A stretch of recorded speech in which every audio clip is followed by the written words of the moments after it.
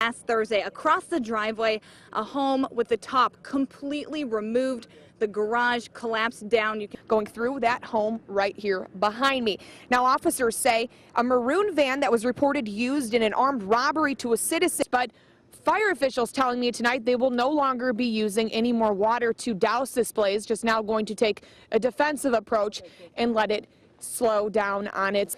Let's see if we have our camera guy Jeremy pan down over here. Look at this. We have everything from a Bloody Mary over there to... Shirts will be on sale until Friday at 3 p.m. If you're interested in buying a shirt, you can visit the Rochelle High School. He is the high scorer right now with 6 points. Now there will be a second game here tonight, the 4A Super Sectional. You mentioned this, that the service comes on the heels of the discovery of 27-year-old Moheb Diab's body. As the semi goes through, it's something called Selection Square. It is quite the setup. This is where each NFL team that faces Route 72 that says Fairdale Strong. After what I saw today, I can tell you that's certainly no understatement. But let me show you what is left of it. The State Line Superstorm from Thursday completely demolished.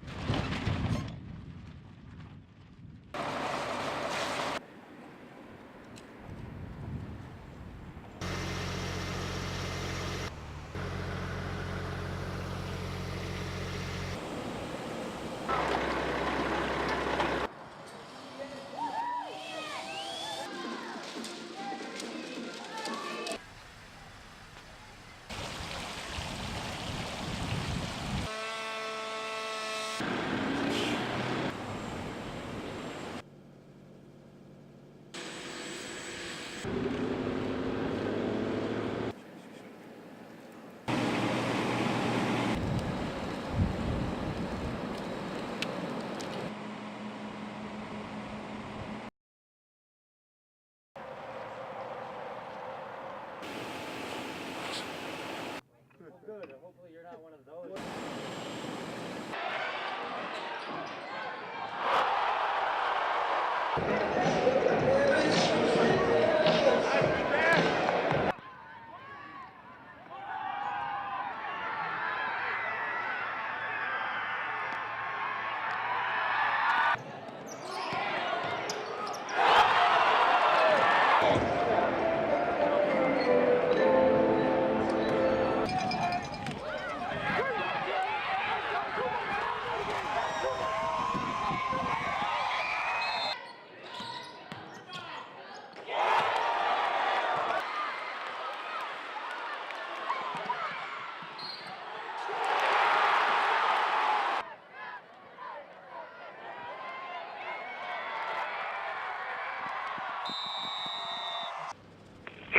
Where's your emergency?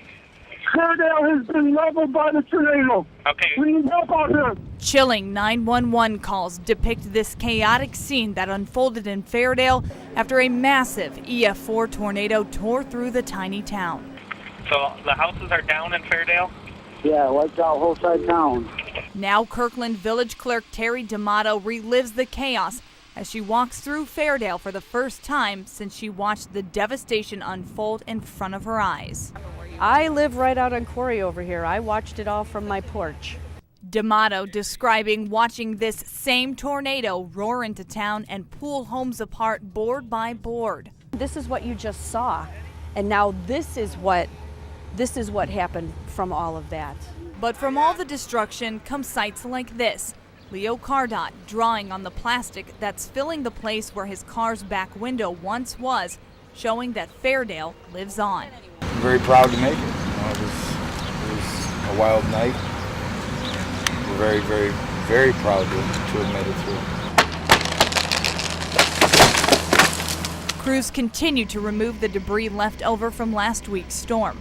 Trucks hauling 150 loads of it away each day. But with each small repair residents make, it's a step toward rebuilding the tight-knit community.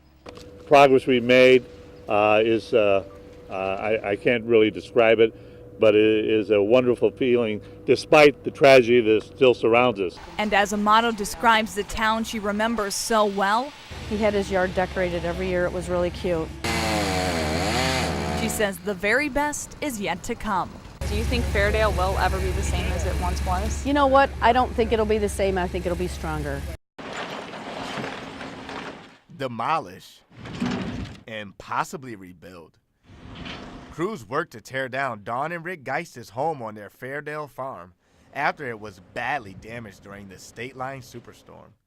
The married couple now faced with a tough decision. Our brains can't get around it all yet, and we don't know if we should rebuild or move or rent or what we should do. Dawn and Rick were in their basement when the tornado touched down and came out to see their roof gone and their barn collapsed. Many of their animals are still missing. They spent the day running errands because it was too hard to watch the home they lived in for 23 years in ruins. Well, yeah, if I look too long, it's gonna be real heartbreaking, so I won't look at it too long. I know it's just materialism, but you invest a lot, you know, part of a lifetime into it. Fairdale residents still have a long road ahead of them as they move out of the recovery stage. We're moving very slowly into the rebuild area based on those that are able to rebuild. And there's a significant portion of the town that may have some issues with that. And as pieces of the Geist home lay in their yard, mattresses, clothing, and shower heads, neighbors stopped by to show support to a family that does not know what the future holds. Time will tell. Just we need time. And I'll tell you, 2 weeks is not enough time. It's a fight where the only thing bruised is the loser's ego. This is the popular video game Street Fighter, and the two combatants aren't pimply-faced teens cutting 6th period algebra. They're two adult men with day jobs who want to kick each other's game face.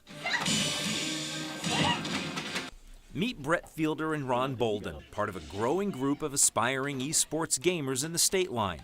What looks like a kid's pastime is, for them, a serious hobby, one where pride and skill are rewarded in trophies and sometimes cash. Ron's been a gamer since he was a kid. He practices 30 hours a week, which he says is not nearly enough to turn pro. Still, he's won 18 tournaments and $2,000 in prize money. To turn pro, he says he would have to give up everything. You know, I have thought about that in the past and making it a legit full-time, but you have to be on it.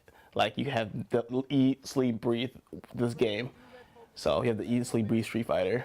Okay, him down. Wow, what's the situation? But it's easy to see why some have made esports their life's work. This is video of the last championship round in Las Vegas. Unbelievable! To fans packing an auditorium, these gamers are like rock stars who get treated and paid as such, with some taking home millions in prize money and endorsements. The impossible consequences of being a loser's bracket. But it's not all glitz and glamour. Debilitating wrist injuries are common, and some gamers have actually died after prolonged play.